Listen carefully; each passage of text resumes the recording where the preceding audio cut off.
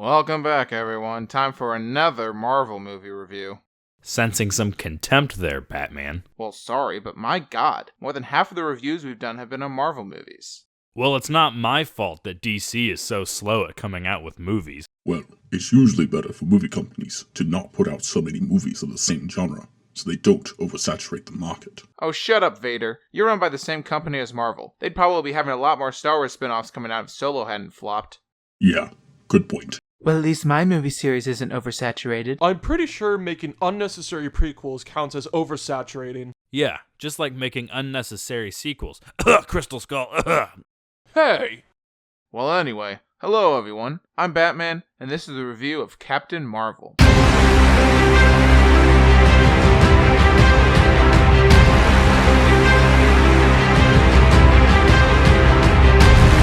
So, I gotta be honest, that was a lot better than I expected. Yeah, I thought it was pretty entertaining. Are you guys really that surprised? Marvel almost seems incapable of making bad movies. Yeah, but the trailers made the movie seem pretty underwhelming. Yeah, it made Captain Marvel seem robotic and emotionless, but she was a great character in the movie. Yeah, she was actually really funny.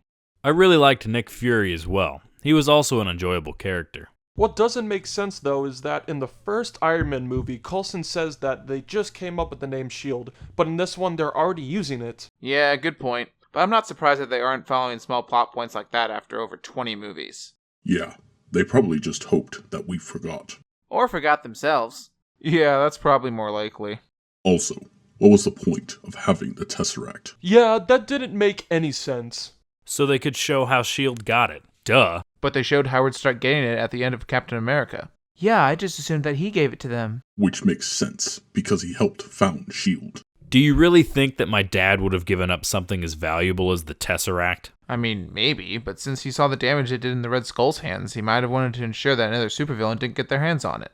Yeah, I guess that makes sense. One thing I really liked was the Skrulls. They were pretty cool. Yeah, I especially like the twist of them not being the bad guys. I tell you, they really fooled me. Ben Mendelsohn always plays a bad guy. I agree. The twist was pretty good, but the actual villain was pretty underwhelming. Yeah, what was even his name? Honestly, I can't remember at all. I guess we'll just throw him in the pile of forgettable Marvel villains. I think they did a good job with him being connected to Captain Marvel, but they failed to show any motivation for him being evil. He was basically just a henchman. Yeah, he wasn't very threatening either. Yeah, well, he was still better than Steppenwolf. Oh, ha ha. Is that really the only defense you've got? Yeah. Having Ronan in the movie was pretty cool as well. Yeah, I guess. Although it's funny that Marvel would bring him back since he's seen as one of the MCU's weakest villains. They also kind of made it seem like he could be the villain in Captain Marvel too. If that's the case, does that mean her second movie will be before Guardians of the Galaxy? If Ronan's the villain, I guess it'll have to. Although I really thought any possible sequel she would have would take place after Endgame. Oh man, I can't wait for Endgame. Me too, man. It's gonna be awesome. What doesn't make sense, though, is why wouldn't Nick Fury call Captain Marvel in the first two Avengers movies? Yeah, you think they would have counted as emergencies. Well, I think they explain that pretty well, because at the end of the movie, when he comes up with the Avengers Initiative, he talks about wanting to bring a group of heroes together that could always be relied upon. Yeah, and since Captain Marvel will always be on the other side of space, she can't always be relied upon to be there at a moment's notice.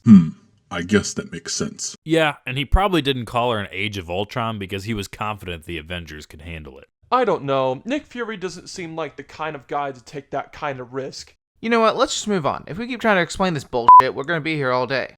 Yeah, Deadpool's right. Another point I wanted to bring up was the CGI. What are you talking about? I thought it was pretty good. For the most part, yeah, but not so much at the end when she's destroying all the Kree ships.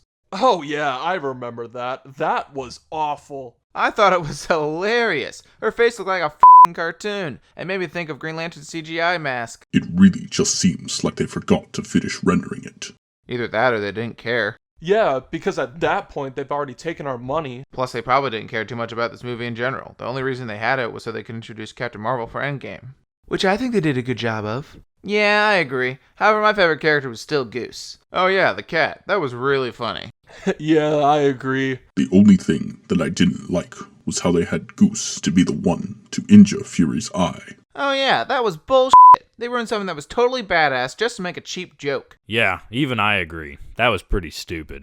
Well anyway, I think that's it for the review. We'll see you guys next time when we review Shazam. Can't we just skip that and go straight to Endgame?